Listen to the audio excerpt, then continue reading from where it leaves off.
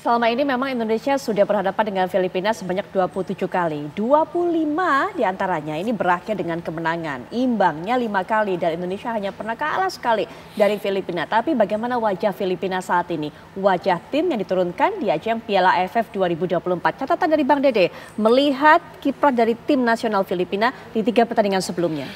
Dari 3 pertandingan yang saya amati bahwa Filipina sangat baik.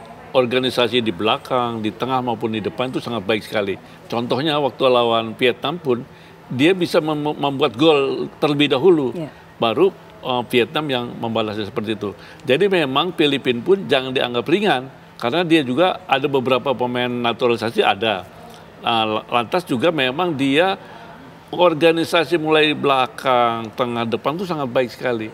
Nah untuk itu kita jangan lengah karena Filipina menggunakan main counter attack dia. Counter attack yang akhirnya bisa membawakan gol. 3 pertandingan itu seperti itu pola permainan dari Filipina. Skema gol-golnya seperti itu? Seperti itu. Baik, bagaimana kemudian kalau melihat para pemain yang dipercaya oleh pelatih Sinteyong bisa meredam itu? Bisa mengantisipasi itu semua, Pak Dede? Iya, paling tidak pemain belakang kita harus all out, kerja keras, punya tekad bahwa jangan mudah terlewati oleh pemain dari Filipina itu sendiri. Prinsipnya seperti itu. Jadi visi misinya harus sama, di belakang itu seperti itu. Lantas untuk pemain tengahnya itu bisa meredam juga di situ. Pemain tengah meredam dan juga dia bisa bagaimana caranya memperbaiki atau memberikan umpan ke pemain kita supaya sebaik-baiknya. Nah, pertahanan awal tuh sebetulnya ada di depan.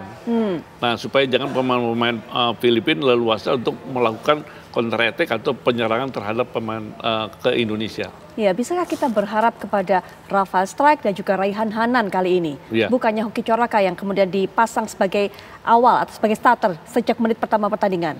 Mudah-mudahan bahwa dengan ini pemain-pemain sekarang ini harus punya motivasi yang kuat, kerja keras untuk bisa memenangkan ini pertandingan. Karena pertandingan ini adalah kunci untuk bisa melanjutkan kita ke semifinal. Kalau kita hanya bermain seperti biasa-biasa aja sebelumnya lawan Myanmar, seperti lawan Laos, lawan Vietnam, sangat-sangat berat sebetulnya. Kurang apa pada saat itu? Kurang greget apanya waktu itu? Kurang gregetnya dan kurang juga semangatnya untuk bisa memenangkan pertandingan itu. Anda melihat para pemain semangatnya nggak all out di 3 pertandingan sebelumnya, Bang Dede?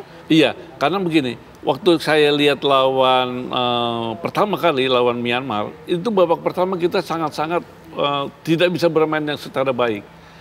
Begitu babak kedua, dimasukkan ada Strike, ada Arhan dan lain-lain itu, baru kelihatan bermain di situ dan kita bisa membuat gol 1-0.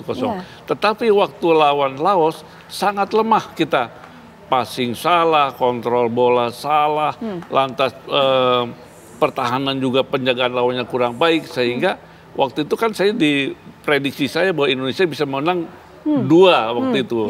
Tetapi kenyataannya kita bisa 3, tetapi kita pun kegolan 3 juga, kan seperti itu. Karena memang organisasinya kita kurang baik, chemistry-nya yang kurang baik kita. Baik, atau kemudian beradaptasi di lapangan pada saat itu juga tidak baik, atau ada faktor overconfidence sebenarnya saat berhadapan dengan Myanmar dan juga berhadapan dengan Laos? Waktu lawan Laos sepertinya seperti itu.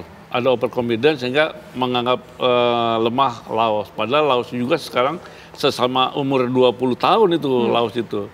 Jadi memang kita waktu itu agak sedikit overconfident. Oke, kalau kita lihat tadi sejarah head to head dari kedua negara yang memang Indonesia jauh lebih unggul, harusnya para pemain ketika membaca head to head itu nggak jadi overconfidence. Jangan lagi kembali terulang seperti saat berhadapan dengan Laos, Bu Negara. Ya kan sebenarnya gini, kalau kita memang 29 kali ketemunya bukan 27. 29 kali ketemu, 5 kali pertemuan terakhir 16, 2018, 2023 dan 2024. Itu 3 kali draw, 2 kali menang. Dan menangnya juga nggak banyak-banyak amat, 2-0 dan 2-1 gitu ya. Sementara serinya 1-1, 2-2, 0-0 gitu. Nah ini juga jadi titik persoalan yang fundamental. Tadi yang menggolkan satu lagi dari yang 3 tadi, Asmawi Mangko Alam. Yang kemudian dicatat oleh AFF sebagai gol bunuh diri kiper Myanmar kan gitu.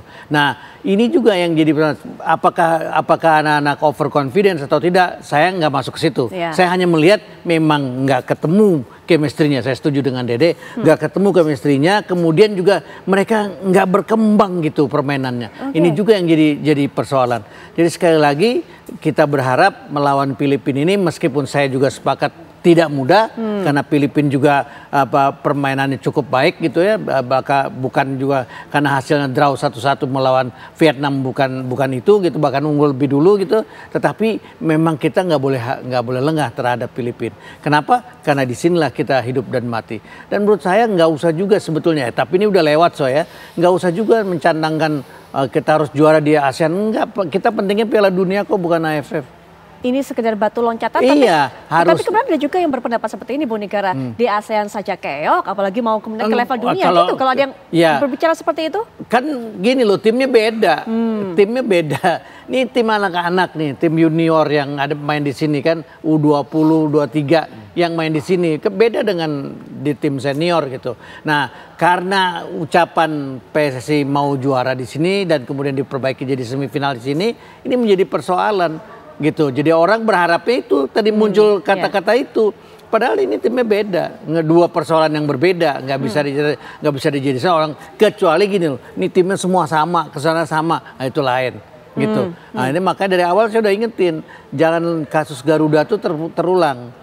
Dulu PSSI Garuda itu terulang, di mana kita di SEA Games tahun 87 kalau nggak salah, 85, 87 tahun 87 ya, yang kalah 7-0 di Bangkok, kemudian dibubarkan Garuda. Nah jangan sampai itu terjadi. Ya, beruntung buat ternyata yang diturunkan di sini adalah tim junior, bukan tim yang senior. Gitu. Baik, terakhir Coach Banur, kalau tadi catatan dari narasumber yang bersama saya di sini, para pemain ini tidak bisa dengan mudah mengembangkan permainan dan juga chemistry-nya nggak ketemu-ketemu. Padahal sudah 3 pertandingan nih, nggak gampang tune in satu sama lain. Catatan terakhir dari Coach Banur mengenai hal ini. Mbak Putri, negara-negara Asia tersepak bolanya maju besar. Coach Banur, sepertinya ada kendala komunikasi. Ya, Coach Banur.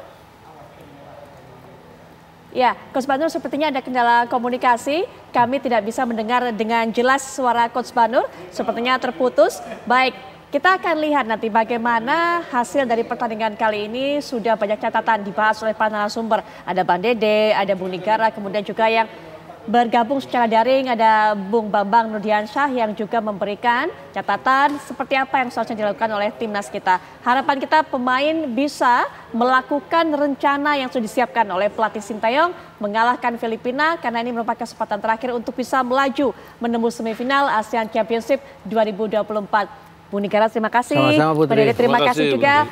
Dan juga Coach Banur, terima kasih sudah menyempatkan waktu di tengah liburannya di luar kota untuk bisa berbincang dengan kami. Tapi sayangnya di terakhir-terakhir sinyalnya mati sepertinya. Tapi terima kasih sekali lagi. Kita tinggal nonton aja gimana permainan timnas.